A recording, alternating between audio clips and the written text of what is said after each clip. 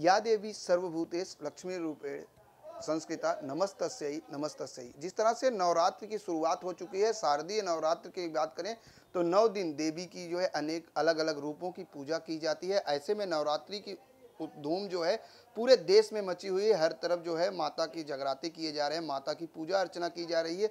ऐसे में आज हम जानेंगे कि माता के 9 रूप इन 9 दिनों में किस तरह से पूजा अर्चना होती है और क्या पूजा की विधि होती है और नवरात्रि का मतलब क्या होता है, किस तरह से नवरात्रि में 9 देवियों की पूजा की जाती है, जिसके बारे में आज हमें बताएंगे शास्त्री धर्मदास जी। उनसे जानेंगे।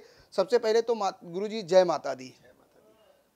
गुरु जी जानना चाहेंगे कि किस तरह से 9 दिन माता की जो पूजा अर्चना होती है नवरात्र की, शारदीय नवरात्र का महत्व क्या है?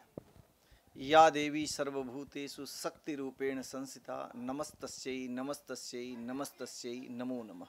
जयंती मंगला काली भद्रकाली कपालिनी दुर्गा क्षमा शिवा धात्री स्वाहा स्वधा नमोस्तुते। शारदीय नवरात्र के पावन पर्व पर सभी भक्तों को बहुत बहुत शुभकामनाएं। जय माता दी।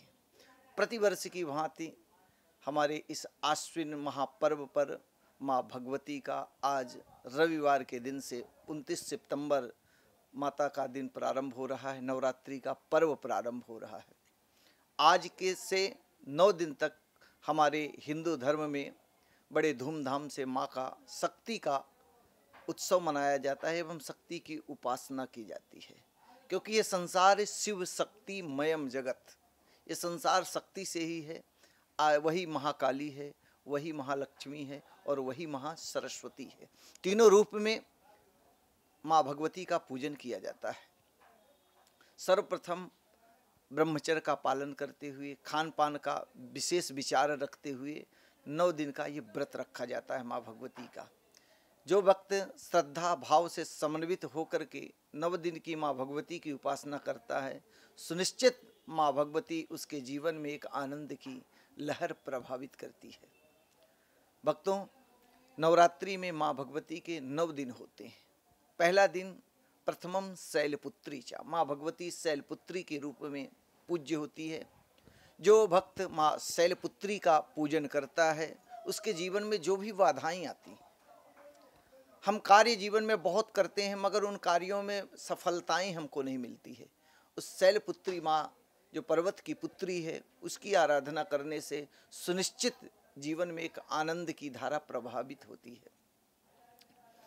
प्रथमम शैलपुत्री चा द्वितीयम ब्रह्मचारिणी, दूसरा रूप माँ ब्रह्मचारिणी का है। ब्रह्मचारिणी का पूजन करने से हमारे जीवन से विकार का नाश होता है।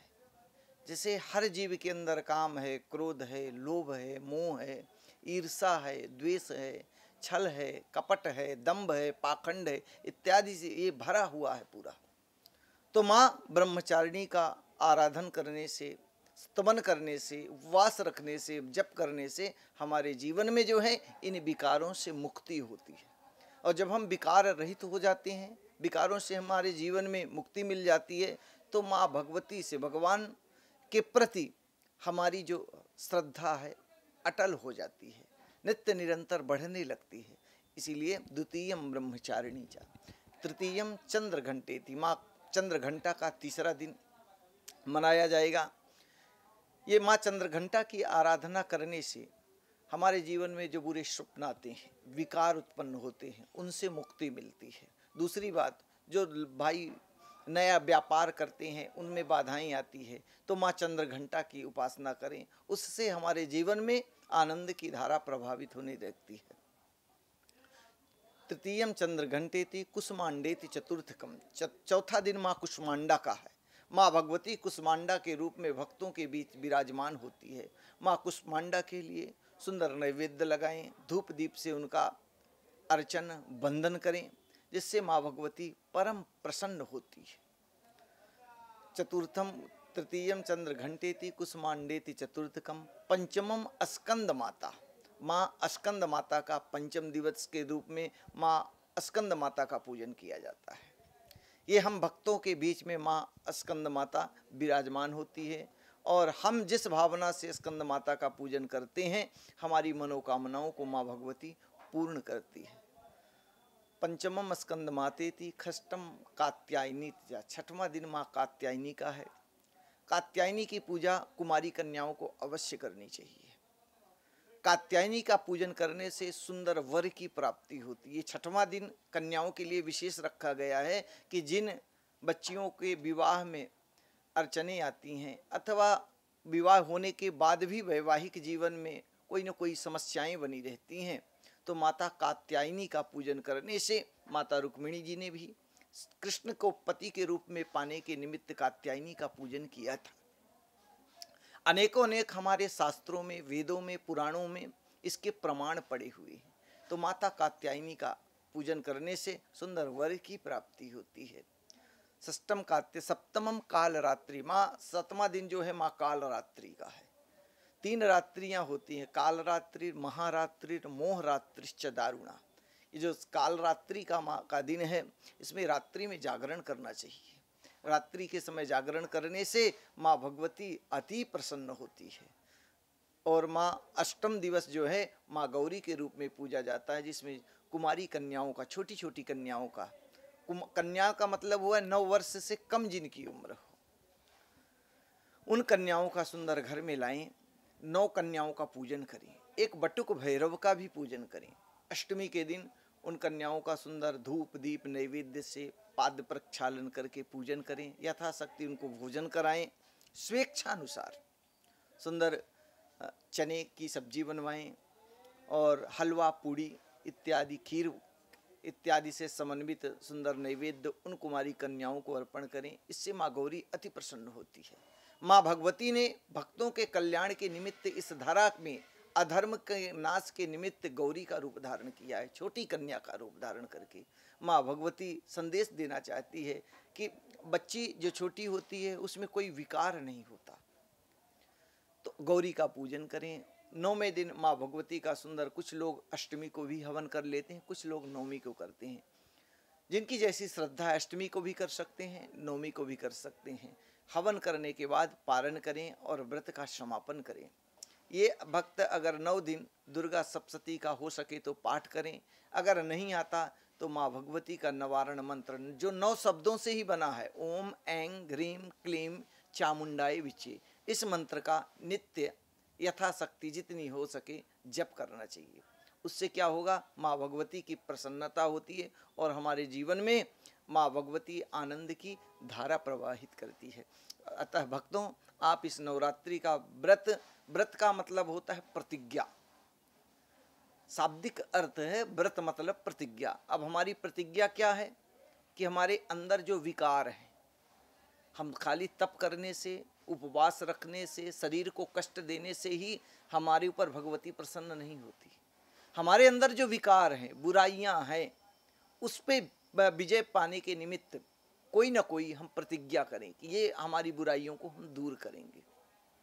अगर वो चीज़ हमारे से दूर होती है तो माँ भगवती हम पर प्रसन्न होती है। बाकी हम कहें अन्न नहीं खाएंगे, जल का पान नहीं करेंगे और हमारे ऊपर भगवती प्रसन्न हो जाएं, हम अधर्म के प्रति, धर्म पर विजय, अधर्म के प्रति जब धर्म पर विजय होती है तब वो माँ भगवती प्रसन्न होती है। जो हमारे अंदर विकार हैं जब वो हम दूर करेंगे तब माँ भगवती प्रसन्न होगी। तो भक्तों, माँ भगवती की आराधना, शक्ति की आराधना तभी सफल होगी जब हमारे जीवन से विकार जाएगा। आज हमारा वातावरण, समाज इतना दूषित हो चुका है कि भ्रूण हत्याएं हो रही हैं, कन्याओं के साथ बलात्कार हो रहे हैं।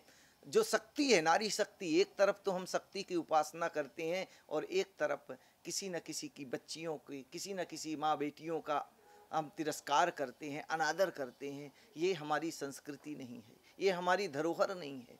शक्ति की उपासना करना मतलब हमारे जीवन में उनके प्रति आदर, सम्मान भाव जागृत करना। एक तरफ हम अष्टमी को कन्याओं का पूजन करते हैं, बड़े बड़े लाव लश्कर के साथ, परिवार के साथ मिलकर के दुर्गा स्वरूपा कन्या का, एक तरफ उनकी भ्रूण हत्याएं होती हैं, गर्भ में कन्याओं का वध होता है। तो भाइयों, अगर आप शक्ति का अपराध करोगे तो माँ भगवती आप पर कभी किसी काल में प्रसन्न नहीं हो सकती। अगर माँ की प्रसन्नता चाहते हो तो कहते हैं कि पहले चलती फिरती शक्तियों का सम्मान करना सीखो। जो हमारी चलती फिरती शक्तियां हैं उनका अपमान करते हैं और जाकर के मंदिर में बैठी हुई मूर्तियों की पूजा करते हैं। एक भक्त ने बड़ा अच्छा प्रसंग कहा है कि प्रभु आपसे तो अच्छी हमारी मूर्तियों की पूजन होती है। मैं मिट्टी की मूर्तियां बनाता हूँ, दुर्गा बनाता हूँ और उनकी स्थापना करवा लोग ले जाकर करते हैं और बड़े भाव से पूजा करते हैं। पर परमात्मा आपने जो मूर्तियां बनाई हैं देवियों की, उन देवियों का तिरस्कार होता है, उनके ऊपर अत्याचार होता है। तो भक्त कहता है कि प्रभु आपसे बढ़कर तो मेरे बनाई हुई मूर्तियों की लोग जय जयकार करते हैं। तो ऐसा नहीं होना चाहिए भक्तों। परमात्मा की बनाई हुई मूर्तियों का हम अनादर करें और अपनी बनाई हुई मूर्तियों की जय जयकार करें, ये कहीं का धर्म नहीं है। तो पहले हमारा यह परम कर्तव्य है, परम धर्म है कि इन चलती फिरती मूर्तियों का सम्मान करें, शक्तियों के प्रति अपने अंदर आस्था जागृत करें। तभी हमारी संस्कृति, तभी हमारी सभ्यता, तभी हमारी ये जो सनातन धर्म है उसकी जय जयकार होगी। अतः भक्तों, आप नवरात्रि का व्रत रखिए, उपवास रखिए, लेकिन एक न एक कोई बुराई को अपने जीवन से निकालिए।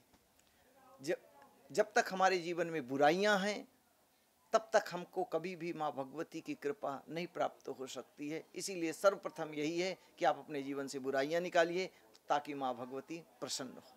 देवी प्रपन्नार्ति हरे प्रसीद प्रसीद मातर जगतो खिलस्य प्रसीद विश्वेश्वरी पाहि विश्वम त्वमीश्वरी देवी चराचरस्य। हे समस्त चराचर की रक्षा करने वाली देवी, तुमको हम सबका सादर नमस्कार है। इसी के साथ आप सभी भक्तों को नवरात्रि की बहुत बहुत शुभकामनाएं। अपना ख्याल रखिए। जय माता दी, जय माता दी। बिल्कुल, माँ भगवती तभी आप पर प्रसन्न होंगी जब आप सच्चे मन से माता की पूजा अर्चना करेंगे। जिस तरह से गुरुजी ने बताया कि 9 दिनों में किस तरह से 9 देवियों की पूजा की जाती है और अलग अलग रूपों में माता की पूजा की जाती है। और व्रत का मतलब साफ तौर से ये है कि आपके अंदर जो बुराइयां हैं उसे दूर करें, अच्छाई की तरफ चलें और नारी शक्ति का सम्मान करें। कैमरामैन देवानंद सिंह के साथ प्रदीप शर्मा, इन 24 न्यूज, मुंबई।